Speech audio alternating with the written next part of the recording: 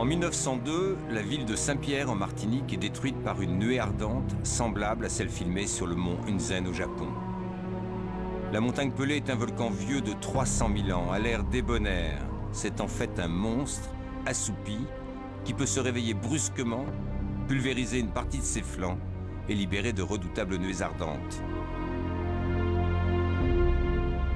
Le 8 mai 1902, le temps d'un souffle, 28 000 morts, 40 navires envoyés par le fond.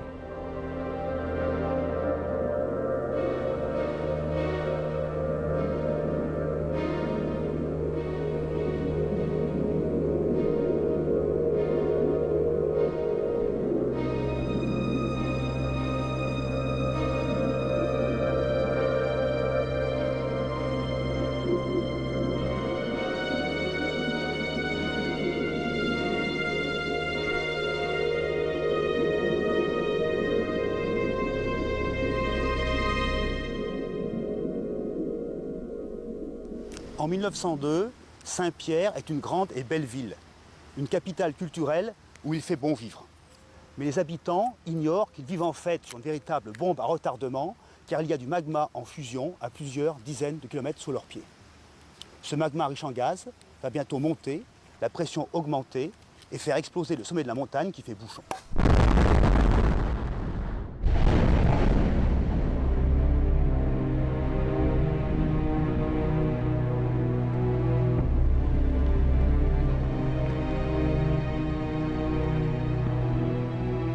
La famille de mon mari a perdu 40 membres de sa famille. Personne n'est jamais arrivé à faire le deuil de Saint-Pierre.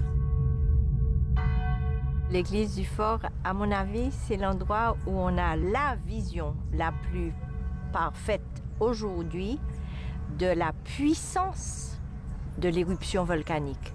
Quand on voit ces énormes morceaux de pierre, de murs qui ont été transportés à des mètres et des mètres de l'endroit où ils étaient posés, je trouve que c'est absolument hallucinant.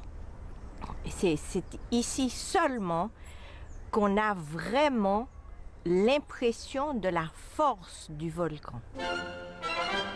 Saint-Pierre, la plus bizarre, la plus amusante et cependant la plus jolie de toutes les villes des Antilles françaises. Il y a là une population surprenante, fantastique, digne des mille et une nuits. Ce jugement de Lafcadio Hearn sur le Paris des Antilles résume bien le souvenir qu'a laissé le Saint-Pierre d'avant l'éruption de 1902.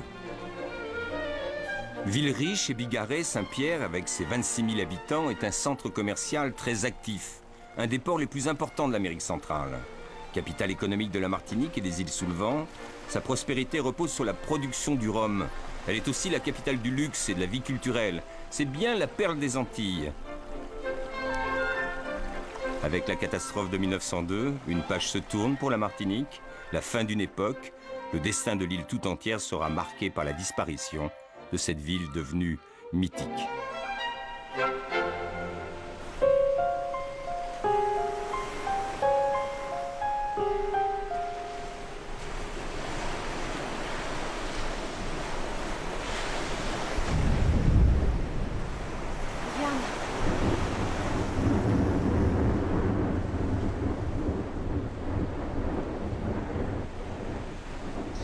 Émilie Dujon habite avec les parents de son mari la propriété de la Grande Case, à 10 km au nord de la ville, dans la commune du Prêcheur. Le vendredi 25 avril, j'ai entendu un bruit violent, étrange, accompagné d'une forte secousse. Je suis restée un moment interdite, le cœur battant, ne sachant pas si c'était un tremblement de terre qui venait de m'effrayer à ce point. Quelques jours auparavant, revenant à la Grande Case après une semaine d'absence, j'avais trouvé toute l'argenterie couverte de taches semblables à l'acier bleué. En 1851, une petite éruption avait eu lieu. Mais ce phénomène n'ayant été que passager, la population avait vite oublié son émoi. Je crois même que l'éruption de 1851 avait laissé au fond des esprits une impression de sécurité absolue plutôt qu'un sentiment de crainte.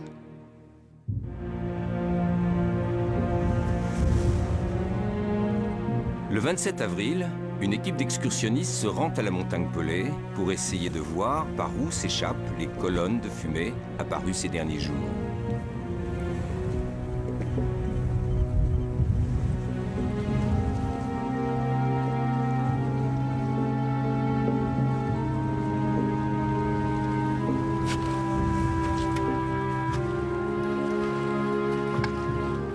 Ils font le récit de leurs observations dans le journal local Les Colonies. Quand nous nous trouvâmes au sommet de la Pelée, nous fûmes littéralement éblouis de surprise. Que l'on se représente une cuvette gigantesque, mesurant approximativement 800 mètres. Le lac sur lequel flottait de la cendre noire balayée par un vent intense présentait l'aspect d'une mer de plomb fondu ou de vif argent. Malgré tous nos efforts, nous n'avons pu approcher du cratère. À ce moment, chez les Pierrotins, c'est plutôt la curiosité qui domine. En témoigne cette lettre, parue dans le journal Les Antilles, du 30 avril. Quand nous entendions parler de l'éruption de 1851, nous eussions voulu y être. Nous n'espérions jamais voir un événement de ce genre. Aussi, quelle n'a pas été notre surprise quand on vint nous dire que la montagne Pelée fumait. Nous prîmes tout d'abord la chose pour un poisson d'avril. Nous garderons cette cendre vomi par la gueule de notre volcan comme une relique. Cette cendre est pour nous un poème.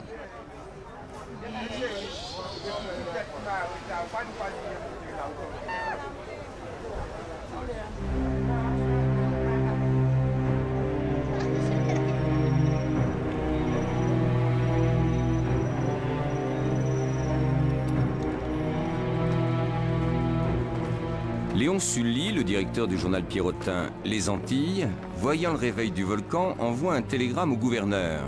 Celui-ci, raconte un témoin, parut très agacé. Un volcan par-dessus le marché? Comme si nous n'avions pas assez des élections. Voilà un volcan qui ferait bien d'attendre. En effet, le volcan s'est réveillé en pleine période électorale.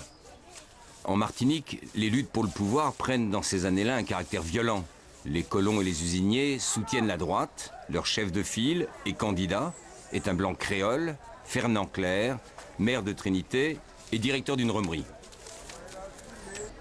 La gauche, radicale socialiste, soutenue par les gens de couleur, a pour candidat à Saint-Pierre Louis Persin, un avocat, vice-président du Conseil général. Au premier tour, le 27 avril, Fernand Clerc arrive en tête, mais son avance n'est pas considérable. La campagne pour le deuxième tour promet donc d'être fidèle à une tradition de violence verbale et d'excès. Oh, qu'est-ce qu'on fait là? Madame, je travaille, madame. Pourquoi je travaille pour candidat blanc? Madame, je capé, madame, je capé. Décoller ça là. Je ne sais rien là. Décoller ça là. Trop macrel, trop macrel. Pourquoi je travaille pour candidat blanc?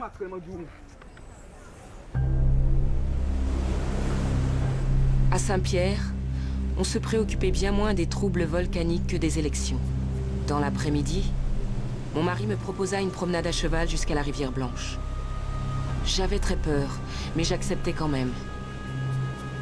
D'abord, nos deux chevaux donnèrent quelques signes d'inquiétude. Leurs sabots s'enfonçaient dans la cendre. La mer, grise et terne, ajoutait une note lugubre à ce paysage de désolation. Pas un oiseau dans les arbres, partout un silence de mort.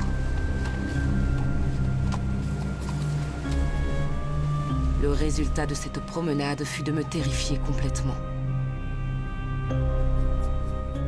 Des cendres tombent sur le prêcheur. À cette date, on est le 25 avril 1902, le magma est probablement en train de monter dans la montagne Pelée à la faveur de fractures, mais n'a pas atteint le sommet. Donc ces cendres ne proviennent pas de magma. Le processus est différent. L'eau qui imbibe le volcan est surchauffée par le magma profond, transformée en vapeur, donc augmente très fortement de volume, crée une forte surpression, comme dans une cocotte-minute volcanique, et l'explosion pulvérise finement des roches de la Pelée en cendres fines, projetées en l'air, qui retombent sur le prêcheur. Ceci annonce un réveil de la montagne Pelée, mais cette phase est encore du même type que l'éruption précédente de 1851 qui était restée modérée et donc n'est pas encore trop alarmante.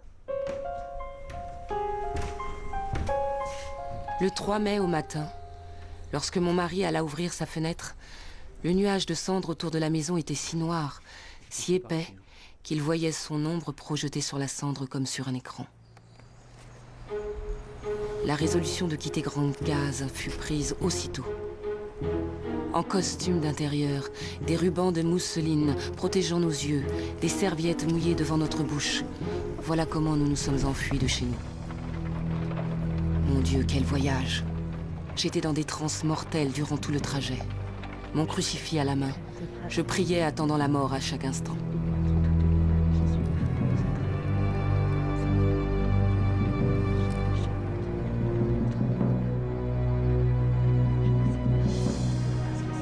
Enfin, nous voilà à Saint-Pierre.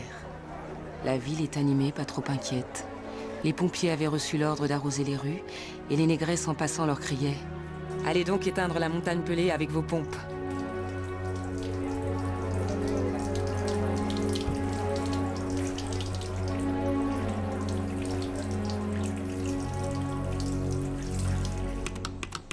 Un magistrat de Saint-Pierre, alarmé par l'épaisse couche de cendres qui a envahi la ville, envoie un télégramme aux autorités de Fort-de-France. Montagne pelée en pleine éruption, danger immense, au nom population affolée, vous demande moyen transport pour évacuer la ville d'urgence. Le débat est lancé. Faut-il ou non évacuer la ville? Fernand Clerc, le candidat de la droite, inquiet, est partisan de l'évacuation. Le maire, lui, pense que c'est inutile et impossible. Les odeurs de soufre sont bonnes pour la santé, aurait-il ajouté. L'idée qui domine est que Saint-Pierre est à l'abri.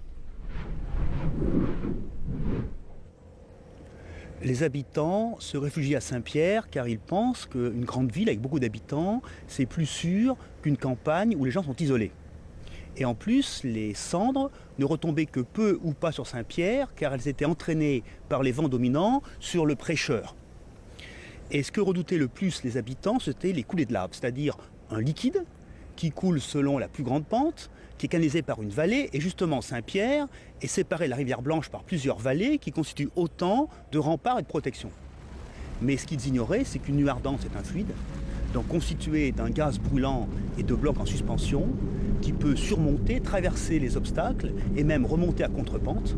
Donc, pensant être à l'abri, ces pauvres gens allaient dramatiquement à leur perte.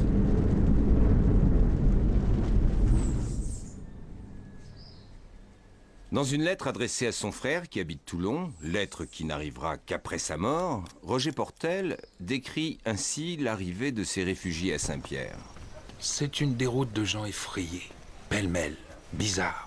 De femmes, d'enfants, pieds nus, de paysannes aux petites nattes poudrerisées à leur insu, comme les marquises du XVIIe siècle. De grands gaillards noirs pliés sous les matelas pour la nuit prochaine. Tandis que de bonnes vieilles marmonnent d'interminables prières. Le gouverneur est arrivé de Fort-de-France. Je t'embrasse, mon très cher frère. Si je dois mourir, ne te désole pas trop.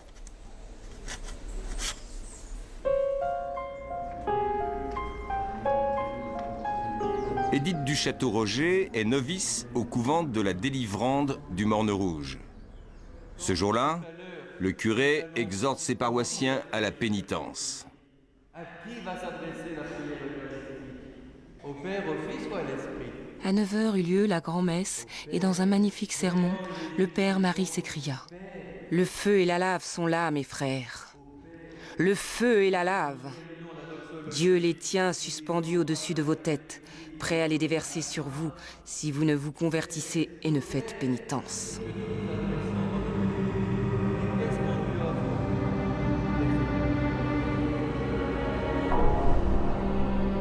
L'herbe disparaît sous la cendre. Monsieur Degennes, professeur au lycée de Saint-Pierre, s'en inquiète. On craint pour la vie des bœufs qui sont élevés presque à l'état sauvage.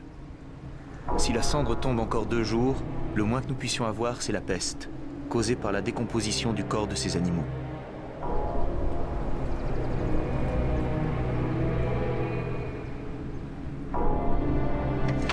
Nous sommes menacés d'être asphyxiés d'un moment à l'autre. On étend des draps mouillés devant les jalousies des fenêtres pour empêcher la cendre de pénétrer dans les maisons. Il est midi. La calmie continue. Nous nous reprenons à espérer. C'est égal, j'ai la poitrine comme dans un étau. Les habitants de Saint-Pierre sont très angoissés parce qu'un phénomène tellurique remet en cause la stabilité même du sol. Or le sol, c'est l'endroit où on vit, où on habite, où on cultive son jardin. Donc c'est extrêmement traumatisant de le voir instable. Les animaux aussi partagent cette angoisse. Ils sont très sensibles, encore plus que l'homme, à toutes les vibrations du sol, à toutes les odeurs anormales de l'atmosphère. Donc à Saint-Pierre, hommes et animaux partagent la même angoisse. Pourquoi tous ces gens qui vivent dans l'angoisse et la peur ne quittent-ils pas Saint-Pierre? Qui allait partir? Dans les maisons, il y avait des vieux, il y avait des infirmes, il y avait des enfants, il y avait les domestiques. Qui part, qui reste? Il n'y avait que 4 ou 5 places dans une voiture à chevaux. On partait à combien? Pour combien de temps? Quand on avait fermé sa maison, elle était envahie par les fuyards qui venaient piller, qui venaient voler. Il fallait quand même rester là. Et puis on ne savait pas combien de temps ça allait durer. On a beaucoup dit que les Pierrotins n'avaient pas quitté la ville à cause des élections, que les responsables politiques les avaient empêchés de partir pour les forcer à voter. Des enquêtes récentes ont montré que cette thèse, exprimée sous cette forme, était fausse. Reste que la bataille pour les élections faisait rage et que le climat ambiant ne permettait pas d'analyser avec sérénité les dangers d'une éruption.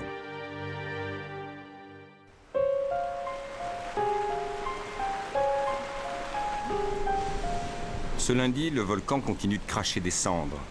Les rivières sont en crue. La rivière Blanche, entre Saint-Pierre et le Prêcheur, déborde et roule des eaux boueuses. La route entre les deux communes est coupée.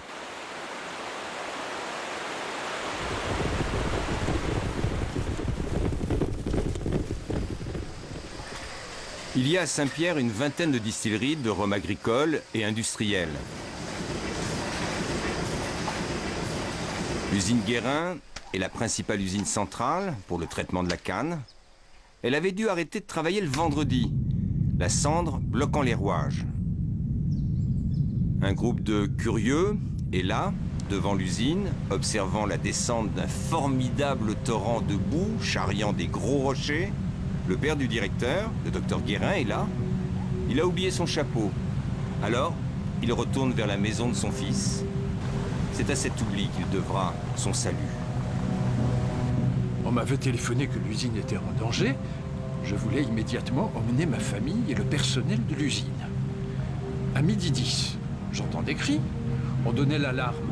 La montagne descend. Je regarde la montagne. Il en descendait en fracas. Une avalanche de matière noire. Une masse énorme de plus de 10 mètres de hauteur et large d'au moins 150 mètres. Cette masse roulait contre l'usine. C'est un craquement.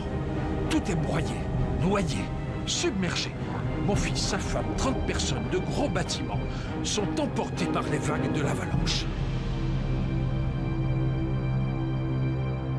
Mon père était parti se baigner avec les élèves de sa classe à l'usine Guérin où il y avait un chenal d'eau douce où on entreposait les chalands de canne et M. Guérin leur avait donné la permission de s'y baigner. Donc ils sont partis par le tramway qui a dû s'arrêter en chemin parce qu'il y avait trop de cendres et ils ont continué la route à pied. Ils ont pris les bains et ils sont rentrés déjeuner chez la tante où il était pensionnaire, chez qui il était pensionnaire.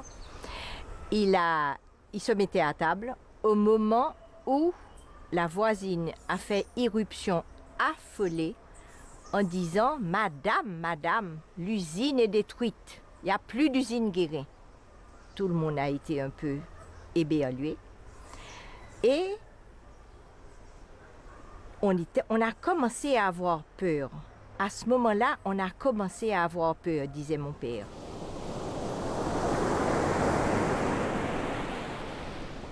Ce 5 mai 1902, les gens n'ont pas rêvé. Ils ont effectivement assisté à un phénomène exceptionnel par son ampleur. Une coulée boueuse, un lahar, qui est un terme indonésien, qui a déferlé. On se souvient par exemple, en 1985 en Colombie, que le volcan Nevado del Ruiz a émis de tels lahares, a entièrement recouvert la ville d'Armero et a fait 25 000 victimes. Un lahar, c'est un mélange d'eau et de matériaux d'origine volcanique, des cendres, des rochers, et comme l'ensemble est très lourd, il peut transporter des blocs d'une taille exceptionnelle. Bien sûr, les gens emportés ne peuvent pas résister. C'est une telle masse, une telle rapidité, 150 km/h, ils sont aspirés littéralement par les flots boueux. Alors d'où vient l'eau? Eh bien l'eau, elle vient à la fois de pluie, de condensation de gaz, de modification de nappe phréatique en profondeur, sûrement également de fuite de l'eau du cratère du sommet dans le lit de la rivière Blanche. Et alors ces 23 premières victimes en annoncent malheureusement beaucoup d'autres. Arrivant sur la mer, le lahar, la coulée de boue, provoque un raz-de-marée qui dévaste le port. C'est la panique. Les habitants du quartier du Mouillage se réfugient sur les hauteurs de la ville.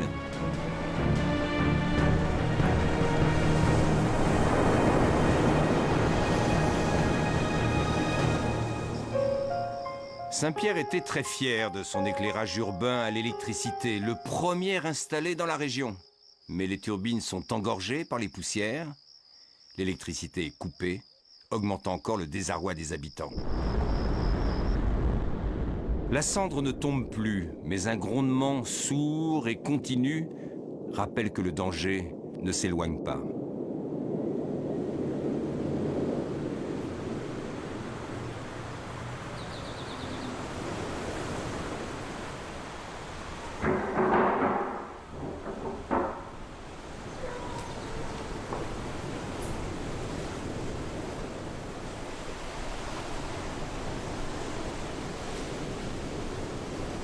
Un siècle après la catastrophe, ma famille se considère comme rescapée de l'événement. En effet, ma mère avait 9 mois en mai 1902. Elle est née à Saint-Pierre. Son père était un riche négociant, un bijoutier, un blanc créole. Et ce bébé, qui se portait bien, pleurait beaucoup. D'où une gêne pour le papa et la maman, une gêne commerciale bien sûr. Si bien que la grand-mère de ma mère qui habitait le Saint-Esprit a été en quelque sorte obligée de venir. La grand-mère a pris le bateau pour repartir avec un bébé dans les bras. 2 jours après, c'était la catastrophe.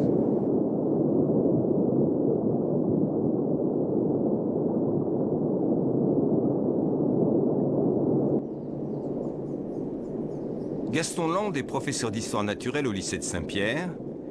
Les Pierrotins lui font donc confiance pour évaluer scientifiquement les dangers courus par la ville. Il surveille l'évolution de l'éruption. La montagne Pelée était partiellement découverte ce matin. Nous avons vu rouler des blocs de lave incandescente sur le côté du petit bonhomme. Quelques instants après, chute de nouvelles laves et blocs énormes venant du Morne-la-Croix. Les rougeoiements observés dans le cratère à partir de Saint-Pierre tôt le matin du 6 mai correspondent bien à une arrivée du magma en surface sous la forme d'un dôme de lave visqueuse dans la caldeira de l'étang sec. Le panache éruptif est moins haut et certains pensent à une accalmie, voire à un déclin, mais ils ont tort, car ce panache est plus sombre, plus dense, plus chargé, ce qui est alarmant. En fait, c'est le moment clé. Avec cette arrivée de magma, la montagne Pelée entre dans une phase nouvelle, dangereuse, dramatique, irréversible, qui annonce les nuits ardentes pour bientôt. Avec les connaissances actuelles, en ce jour du 6 mai 1902, en admettant que l'évacuation n'ait pas été faite, mais en fait elle l'aurait été, il faudrait mettre les sirènes immédiatement en route, évacuer les gens et leur dire partez immédiatement avec une simple valise.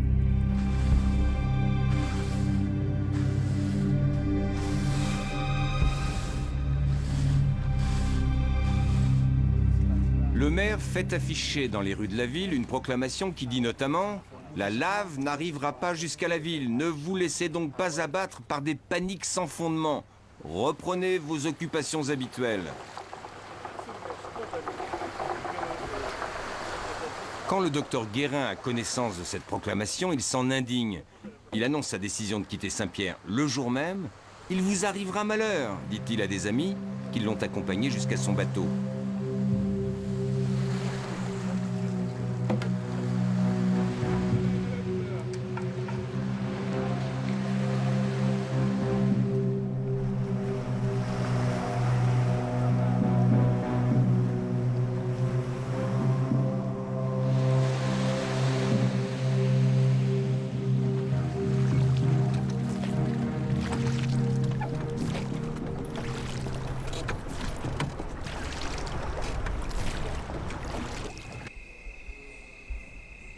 Dans l'article qu'il écrit pour le journal Les Colonies, Gaston Land tient compte du danger des fleuves de boue. Il faut fuir le fond des vallées avoisinantes et habiter à une certaine hauteur pour éviter d'être submergé comme le furent Herculanum et Pompéi. Mais il ignore les autres dangers. Peut-être est-il sensible aussi aux recommandations du directeur du journal, qui lui a demandé un article rassurant pour la population. Le Vésuve n'a jamais fait que de rares victimes. Pompéi fut évacué à temps et l'on n'a trouvé que peu de cadavres dans les cités ensevelies. Conclusion. La montagne Pelée n'offre pas plus de danger pour les habitants de Saint-Pierre que le Vésuve pour ceux de Naples.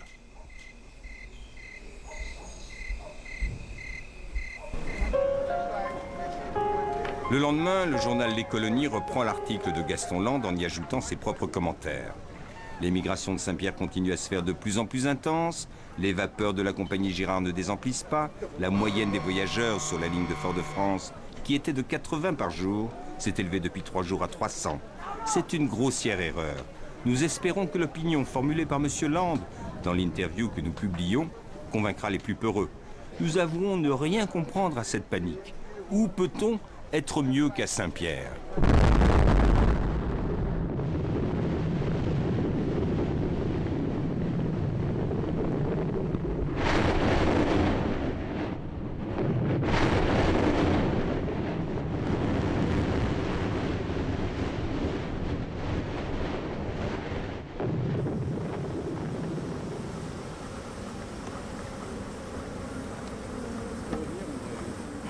Il y a 25 ans, lorsque j'ai installé mes abeilles sur la montagne Pelée, j'ai pris le soin d'en laisser quelques-unes dans l'extrême sud, au cas où la montagne Pelée exploserait, afin de ne pas repartir à zéro. Avec le temps, nous nous sommes détendus. Nous avons trouvé que c'était pas grave et nous avons rapatrié nos ruches vers la montagne Pelée. J'ai acheté un terrain à quelques pas de l'usine Guérin et j'ai essayé de persuader mon vieux et sympathique vendeur de baisser son prix en lui disant que ce terrain était sous le feu direct de la montagne Pelée. Il aurait pu me dire qu'il a passé toute sa génération là, sans aucun risque, et que très probablement la mienne se passerait de la même façon, et que les prévisions scientifiques ne laissaient pas supposer une explosion imminente. Au lieu de cela, qu'il avait dans la tête, il a simplement fait ça. Il a levé les épaules. Et ce haussement d'épaule, je l'ai un petit peu acheté avec le terrain, je l'ai maintenant. Lorsqu'on parle de la Pelée, c'est ce que je fais. Et je pense que l'explosion n'est pas grave. Alors on peut me dire, qu'est-ce qu'il te faut de plus? 30 000 morts, est-ce que ça ne suffit pas comme ça? C'est pas ça la question. Je trouve que la tragédie, elle est dans notre sortie habituelle de la vie. Notre numéro n'est pas au point et nous finissons généralement pas brillamment. Et par conséquent, finir comme ça, d'un seul coup, transformé en cendres en quelques secondes, c'est pas plus mal.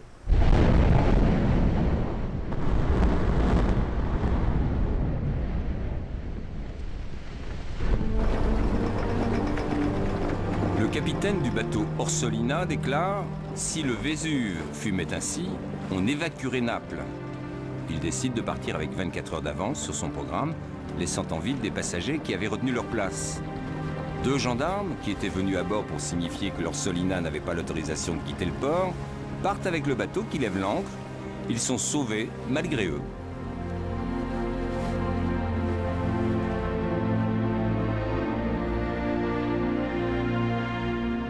Tous les autres bateaux, sauf un, seront perdus. Une quarantaine d'épaves peuplent la baie de Saint-Pierre. Parmi elles, le Tamaya, un voilier armé par des marins bretons de l'île aux Moines. Raymond Créquer était mousse sur le Tamaya et son petit-neveu, le commandant Hervé Créquer, a plongé sur les épaves. Ici, c'était naturel que le fils d'une famille fasse marin. Ce qui est sans doute arrivé à Raymond Criquer, qui s'est retrouvé à la montagne Pelée sur le Tamaya, on lui a sans doute pas laissé le choix. Son père a dû lui dire « Je t'ai trouvé un embarquement comme mousse sur le Tamaya, bah, tu embarques maintenant ». Quand il est décédé, il avait 16 ans. Donc l'acte de décès de mon grand-oncle, il est daté de 1908, alors qu'il a été perdu en 1902. Même en sachant que le Tamaya avait sombré en face de Saint-Pierre. Mais le corps n'ayant pas été retrouvé, il y avait doute. Et plusieurs familles d'Île aux Moines sont restées comme ça dans l'interrogation pendant plusieurs années. Quand on voit en plongée la salle des machines d'un navire, on pense aux gens qui travaillaient là-dedans et qui, au moment du naufrage, ont essayé de sortir. On se sont peut-être mis à courir dans les escaliers, n'ont pas eu le temps d'arriver sur le pont et sont morts dans cette salle de machines transformée à ce moment-là en cimetière. C'est une mort qui doit être plus dure qu'un naufrage habituel. Ça doit être une mort plus dure que mourir sur le pont. Mourir sur le pont, c'est mourir à l'air, mourir en contact avec la mer. Mourir dans une salle des machines, c'est mourir dans une boîte.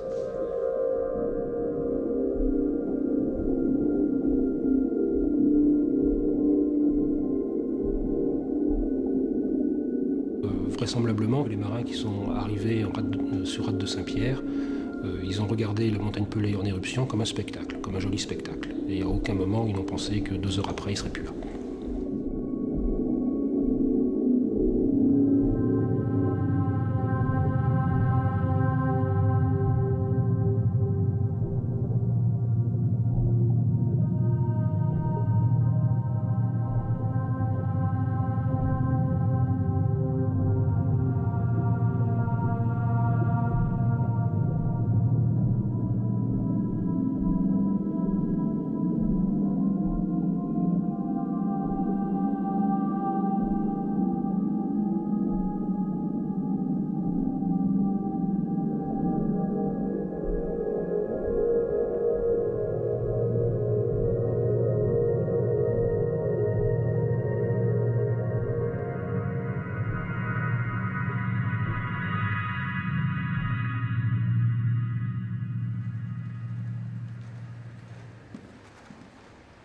À 10 h du matin, ce 7 mai, veille de la catastrophe, le gouverneur nomme une commission chargée d'étudier les caractères de l'éruption volcanique de la montagne Pelée.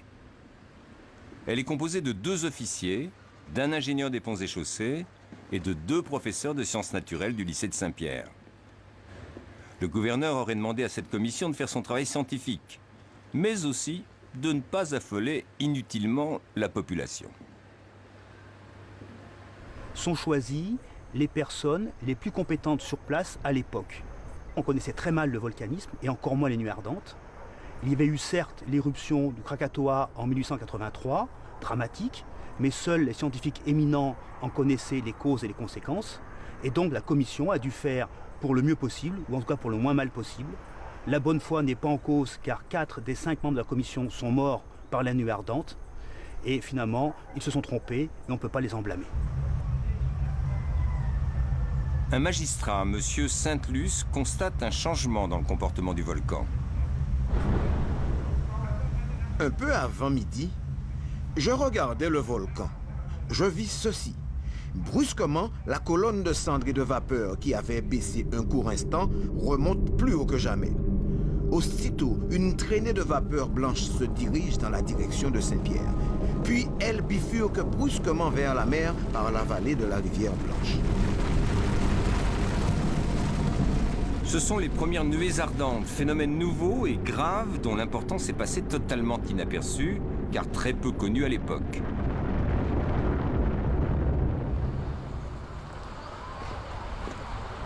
Georges Hébert est enseigne de vaisseau sur le bateau Le Suchet. À peine débarqué, je me rends compte qu'une grande tristesse règne dans la ville. On éprouve d'emblée un malaise angoissant. L'atmosphère est étouffante. Une cendre fine tombe et s'infiltre partout. Je vais tout droit au marché du fort où se trouve toujours un grand nombre de femmes. Je connais la sagacité, l'instinct quelque peu divinatoire de cette population féminine qui exerce tant d'influence dans la vie créole. Mais plus de rire, ni de propos joyeux. Partout où je m'adresse, ce sont les mêmes propos. le volcan bout de plus en plus, il va nous tuer tous. J'apprends des choses troublantes. Les animaux qui le peuvent se sont déjà enfuis. Les bestiaux dans les prés clôturés meuglent sans discontinuer. On dit que le boa du jardin botanique a brisé sa cage et s'en est allé.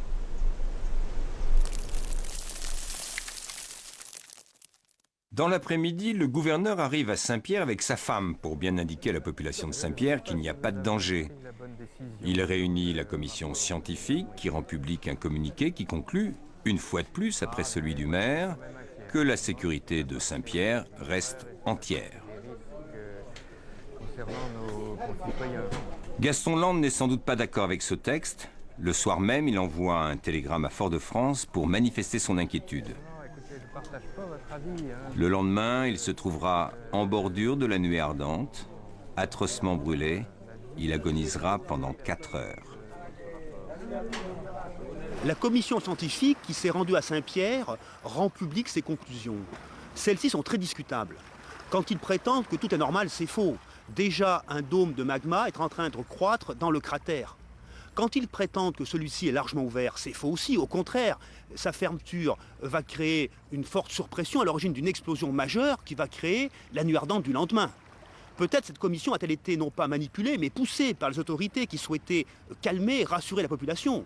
Quoi qu'il en soit, cette commission est venue à Saint-Pierre sur place affronter la dure réalité. Dans la nuit, des orages accompagnés de trombes d'eau dévastent plusieurs localités. Une énorme coulée de boue provoque la mort de 400 personnes au Prêcheur. Au couvent des Sœurs de la Délivrande, c'est la panique. Un vrai tremblement de terre ébranle toute la maison. Des éclairs zigzags sur un ciel noir, comme 1000 foudres aveuglantes. En un clin d'œil, tout le monde se rend à la chapelle. On y prie les bras en croix. On récite le rosaire en attendant la mort. Elle est là, nous environnant. L'atmosphère se charge de plus en plus de fluide électrique. Des étincelles jaillissent de loin.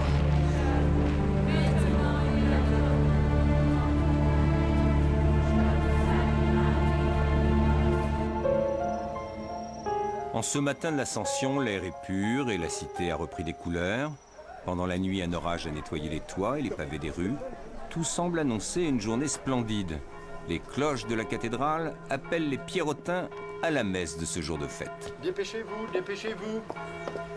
Fernand Clerc et sa famille décident, eux, de quitter Saint-Pierre. Ils partent à l'aube. Plus tard, il déclarera que les responsables auraient dû faire évacuer la ville. En tout cas, c'est ce que lui aurait fait. J'aurais fait pour les autres familles ce que j'ai fait pour la mienne. J'ai installé les miens en dehors de la zone en danger au Parnasse. Il fallait être fou pour rester en bas. Ceux qui prétendent qu'on ignorait absolument le danger jusqu'au dernier moment, ceux-là mentent.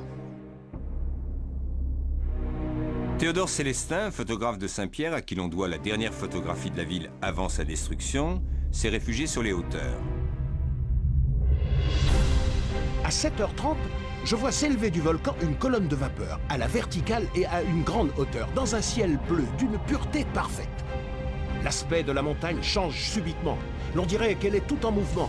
Des panaches de fumée s'élèvent dans les airs. Nous sommes perdus. C'est la montagne qui s'écroule. C'est une avalanche, un énorme rideau de fumée noire, illuminé par des milliers d'éclairs qui se précipitent vers nous. À Fort-de-France, un employé des postes parle avec un collègue de Saint-Pierre. J'étais en communication avec un ami de Saint-Pierre, et au moment où il terminait sa phrase, des nuages couvrent la ville. Il fait nuit noire. J'entendis un cri épouvantable, suivi d'un autre cri, moins fort, comme un râle étouffé. Puis, le silence. Émilie Dujon s'était réfugiée avec les siens près de la commune du Carbet à Bourgard, à 2 km au sud de Saint-Pierre. 2 km qui vont faire la différence et les sauver. Nous sommes une vingtaine, fuyant à travers les champs de canne, affolés, terrifiés, aveuglés par la cendre.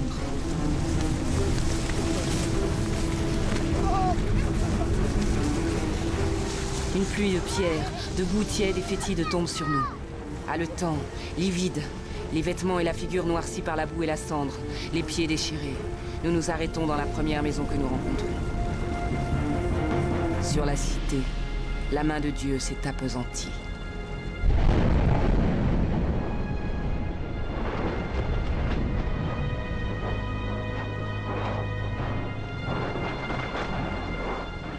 La nuée ardente a un pouvoir destructeur énorme. Il faut imaginer ces énormes quantités de gaz et de blocs qui dévalent les flancs du volcan et déferlent sur Saint-Pierre. Seuls quelques murs orientés dans le sens de l'écoulement de la nuée sont préservés. Les gaz de la nuée ardente, à plusieurs centaines de degrés, enflamment spontanément tous les matériaux combustibles, le bois et bien sûr les romeries. Se déclare alors un gigantesque incendie qui achève de brûler Saint-Pierre. La température est encore plus forte, jusqu'à 1000 degrés, et à ce moment-là, les métaux et les verres commencent à se ramollir. Les habitants de Saint-Pierre sont tués sur le coup, ils ont à peine le temps de se rendre compte de ce qui leur arrive, et ensuite leurs corps sont ensevelis ou bien calcinés par les températures infernales. De tous les navires dans la rade de Saint-Pierre, un seul parvient à quitter le port parce que ses moteurs sont encore sous pression. C'est le Rodam, commandé par le capitaine Freeman. Lorsque la colonne de feu s'abattit sur la cité, une immense clameur s'éleva. Cri de désespoir et d'angoisse qui semblait être la plainte suprême de l'agonie d'un peuple. Une foule nombreuse se précipita vers le rivage. Certaines arrivèrent jusque sur les bords de la mer, où ils pensaient trouver le salut. Mais les flots étaient devenus bouillants. Les pauvres victimes furent brûlées avant même d'être noyées.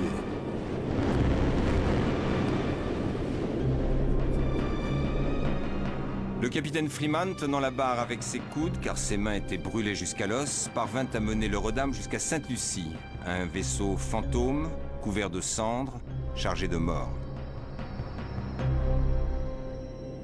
Les témoins voient cette monstrueuse nuée ardente, ces énormes volutes qui déferlent sur les flancs du volcan. Mais ce phénomène est précédé par un autre, autrement plus meurtrier et destructeur, c'est l'onde de choc. Elle est invisible, mais certains témoins ont cru voir l'air vibrer. Après la rupture du bouchon au sommet, les matériaux magmatiques qui étaient fortement comprimés sont brusquement libérés, ils repoussent l'air devant eux, et cette surpression se transmet de proche en proche à une vitesse phénoménale. L'onde dévale le flanc, atteint Saint-Pierre en 30 à 40 secondes, soit une vitesse de 700 km/h, alors que la nuée ardente arrive 1 minute 30 après. Les êtres humains ne peuvent pas résister à cet effet écrasant. Les corps brutalement comprimés puis déprimés éclatent littéralement. C'est la mort immédiate. Très rapidement, des secours arrivent par bateau sur Saint-Pierre. Paul Mirville, seul rescapé de la commission scientifique, est sur le Suchet. Nous découvrîmes cet horrible spectacle que je n'oublierai jamais.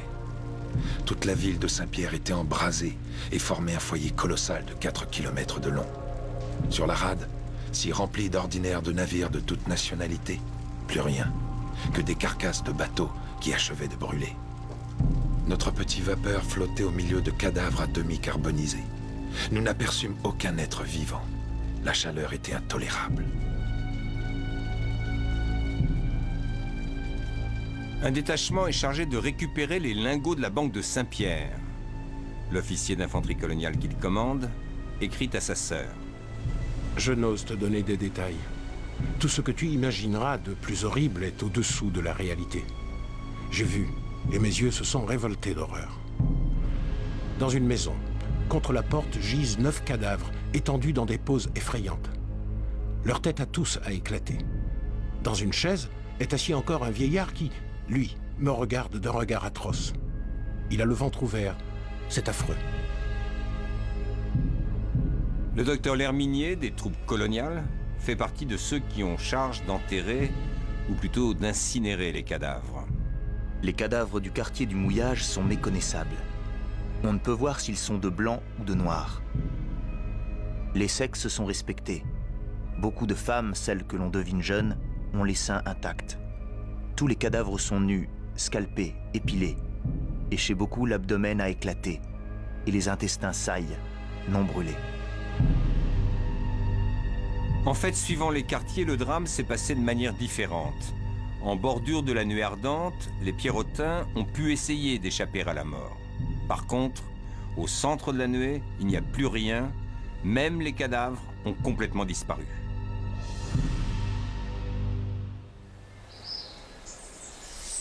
Il y aura 2 survivants.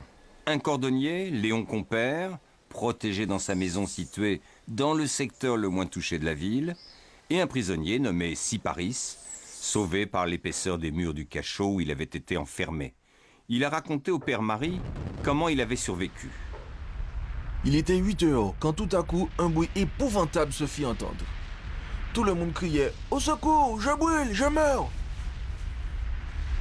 Au bout de 5 minutes, personne ne criait plus, excepté moi.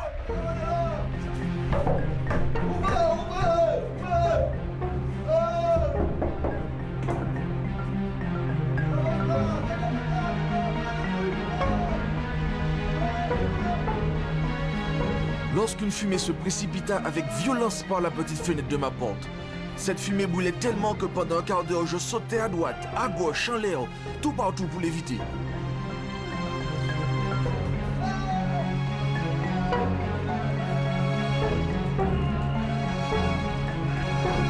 Après un quart d'heure, c'est un silence affreux. C'est au bout de 4 jours et 3 nuits que 3 hommes du Morne Rouge qui passaient dans les parages entendirent ces plaintes. Siparis avait des vêtements intacts, mais il était gravement brûlé. Plus tard, il sera engagé par le cirque Barnum et exhibé comme le seul objet vivant ayant survécu à la cité silencieuse de la mort.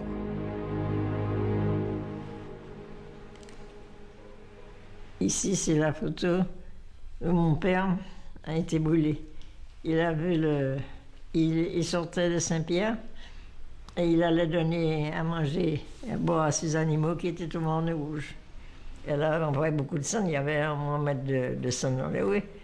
Et alors, les animaux ici, au Morne Rouge, n'avaient pas de quoi boire, ne pouvaient pas boire, manger. Alors, monsieur là et mon père montaient de temps en temps porter pour les animaux. Et alors, ils ont vu le nuage arriver sur eux. Mais la voiture a été renversée, les chevaux et le cocher sont morts, et eux, eh bien, ils sont restés là avec la voiture sur la tête, quoi. On m'a dit qu'il n'avait pas perdu ses yeux, parce que la peau du cône était revenue sur ses yeux. Et ils ont été transportés à Trinité. Et c'est là que mon père nous disait, pendant 6 mois, ils sont restés enveloppés dans des feuilles de banane et de l'huile. Parce qu'on ne pouvait pas mettre des vêtements sur eux, puisqu'ils étaient brûlés de partout. Eh bien, ils ont réussi à survivre. Il aimait Saint-Pierre, et c'est là qu'il voulait finir ses jours. C'est pourquoi il avait acheté une petite maison là pour finir ses jours là.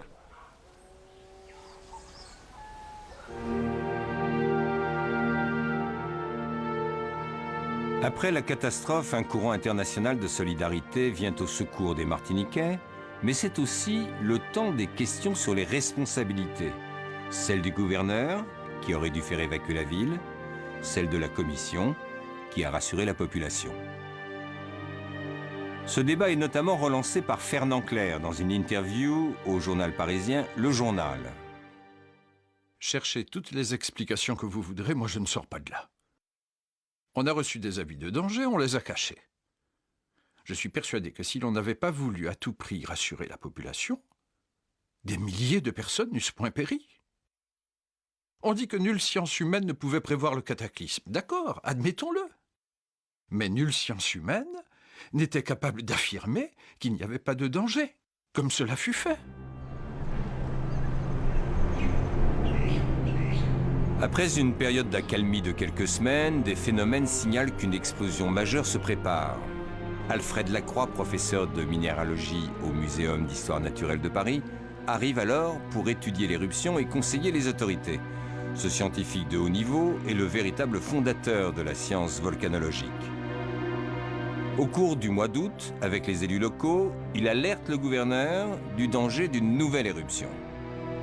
Mais le gouverneur, nouvellement nommé, ne tient pas compte de cet avertissement et le 30 août, une nuée ardente ravage la commune du Morne Rouge. Une partie seulement de la population peut s'enfuir. Il y a 1300 morts, dont le père Marie, et de nombreux blessés.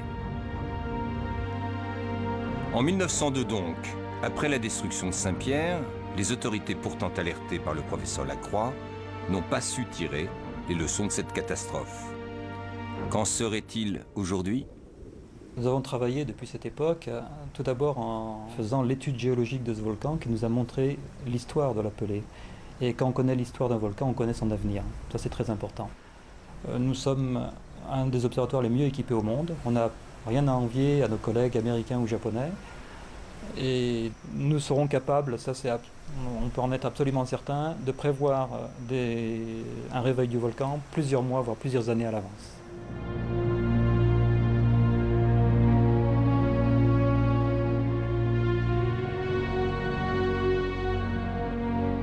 La montagne Pelée, qui semble inerte lorsqu'on en fait l'ascension, est en fait terriblement vivante. Et ce, pour encore plusieurs centaines de milliers d'années. Elle va faire des centaines d'éruptions souvent dangereuses. Les habitants de Saint-Pierre ont aujourd'hui la chance d'habiter au pied d'un volcan parfaitement bien surveillé. Et le XXe siècle, qui a commencé par la tragédie que l'on connaît, s'est terminé par un succès pour la volcanologie.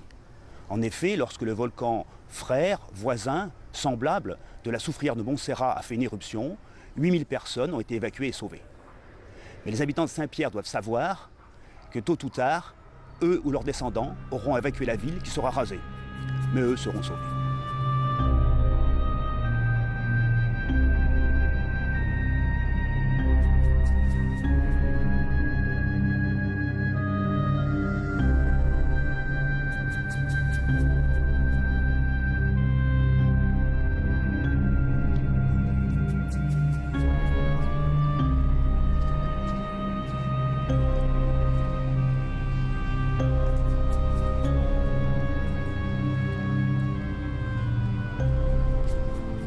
Nous avons un sentiment de tristesse dans ces ruines, puisque ça, ce sont les stigmates de la catastrophe de 1902. Mais en observant bien ces ruines, nous voyons qu'il y a des bouquets de fleurs, des touffes de fleurs, des plantes fleuries. Donc c'est vivant. À travers les ruines, nous voyons qu'il y a la vie. Donc, il ne faudrait pas que nous resterons recroquevillés sur la catastrophe, mais comme ces plantes nous donnent l'exemple, que nous revivions aussi, que nous fleurissions dans notre cœur, que nous ayons l'espérance pour que nous reconstruisions notre ville. Et nous pourrons prendre un exemple, un témoin de 1902 et qui est toujours là. Là, c'est un témoin en bronze. C'est la statue de Notre-Dame du Bon Port, aux Vierges des Marins, qui se dresse au sud de la ville sur le morne d'Orange. En 1902, la nuée ardente la projette sur la plage, au pied de la colline. Elle restera là couchée pendant 20 ans. En 1921, des hommes vigoureux, des hommes d'action, la hissent sur la colline. Ils la remettent debout sur son socle. Aujourd'hui, elle nous dit, vous m'avez replacé debout sur mon socle, bravo! Mais toi, Saint-Pierre, est-ce que tes enfants travaille pour que tu reprennes ta place? Le père Barbier nous dit, les victimes de la montagne Pelée ne nous demandent pas de pleurer sur leurs ossements desséchés et sur les ruines de Saint-Pierre, mais de relever, de continuer l'œuvre qu'ils avaient commencée et réussie. Alors au boulot, tout le monde, ensemble.